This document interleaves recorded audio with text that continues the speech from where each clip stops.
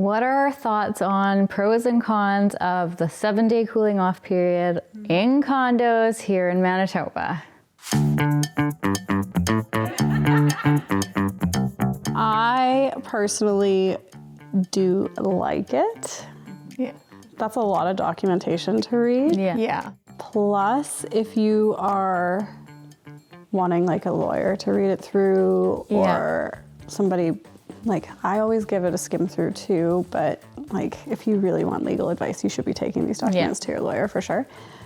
I think it's necessary to give that amount of time for everybody to look it through. Sure. I don't mind it. No. What I don't like is the threat of reopening because of a material change when I represent buyer or seller, but I get it. Yeah. But it just never feels with a condo like a sold until possession has occurred. No. For sure. Yeah, I agree. I think it's a lot of documentation and a lot of important documents. Yeah. And you are buying into a property that you are sharing. So you need to know everything and you need time to go through it, because for a lot of people, that's the first time they've ever seen any of these documents, so they don't understand them.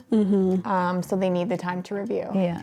That's why I wish, like, I feel like I've sold condos to people coming from other provinces, and there's companies in other provinces that, like, that's what they do. Like, their expertise is condo documents, and you can pay them a flat fee to review your condo documents. We're not really there yet here. No. So I feel like so many people just, honestly, I think half of the people that buy condos, I tell them, read through it if there's any questions, but they're not reading it. Yeah. Oh, those would be the exception, the ones that actually read through. Oh yeah, for sure. I've had people, I was very impressed, come back with like highlighted notes to ask questions, and I'm like, good for you. People don't do this. Usually it's us flagging, if not a lawyer, but people don't generally take it to their lawyer either. I don't think all the lawyers look through them all. Like No. They look through the disclosure a lot of the time and like status certificate. Which, in all fairness, like is some of the big ticket items ones, there for sure, but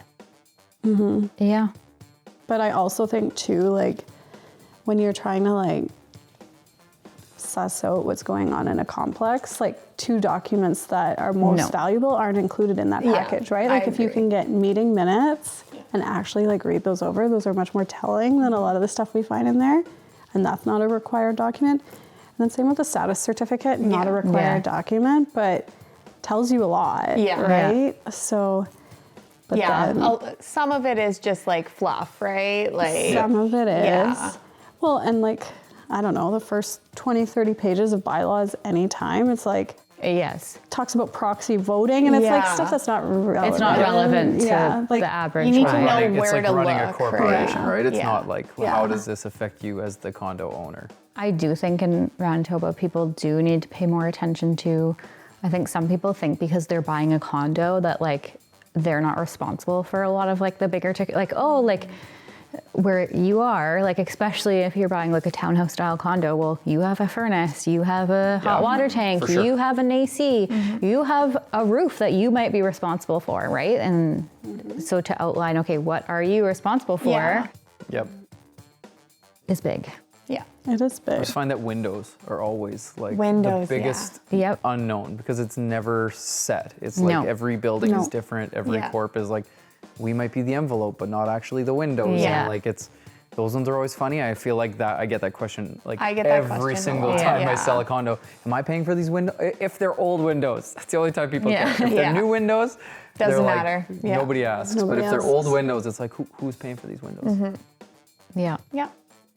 But and the only other thing I don't really like about the 7-day cooling off period is that there's no like qualifier for what is like a get out of jail. It's a get out of jail free card. Like really, any that's reason. For any reason. It is, Because the amount of times we've had to like resell a condo, and not only that, like yes, you have 7 days, but if you're waiting until the 6th day you know what I mean, like.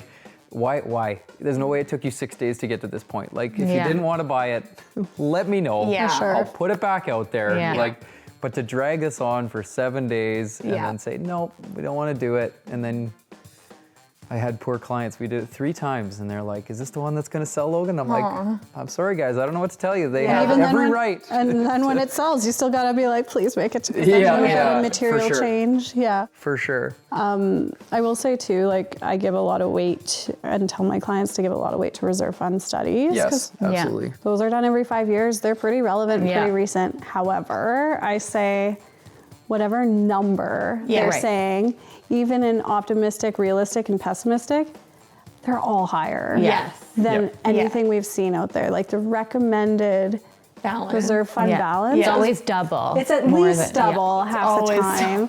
Higher. I have yet to And then sell a it's condo scary, that had right? that No, number. I've I have never. not seen a condo with the recommended reserve fund balance yet. For sure.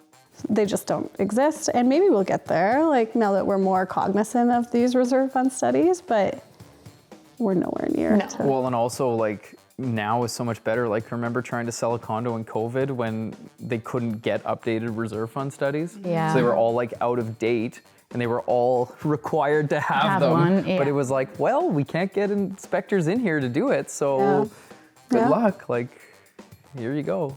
That was tough. Like selling them around that time was really like, we need this document. We don't have this document. We're not getting this document. Like, good luck. Yeah. And then too, what we're finding now is even some condo projects are like red flagged by like CMHC, right? Yeah, so we've that's right. seen that. And you kind of need that cooling off period because you don't know until you have an accepted offer in place and the insurer comes back and says, actually, this is on our it's on our blacklist. Which is kind of wild, but It is kind of wild, but like you need that time to figure that out. yeah, without a doubt. Yeah. And it's funny too that we're like, I had this conversation with clients this year about the 7-day cooling off period, and they were like, well, it's only 5. And I'm like, what are you talking about? And they're like, well, it's only 5. Like we just sold our place in BC and it's only 5 or whatever it was. It was like, it was a different amount of time. And I was like, I don't know what to tell you. I don't work in BC. Yeah. I don't run on your schedules over there. I'm like, I'm telling you here, it's 7 days. Yeah. 7 days like could arguably be a little long. Like 5 days doesn't sound horrible, but I do think the 48 hours we came from was way not too enough. short. not enough. Yeah. No, that was way too short. Yeah, 5 days wouldn't be terrible. Even if you meticulously read those, like 2 days would be like, I have no life for 2 days, 18-hour days. I'm reading this paperwork. Like, yeah, that would be just way too much. For sure. But no, answer to question. Like it. Yep. I agree. Better. Always nervous though, until those keys are handed over. Always nervous. Yeah.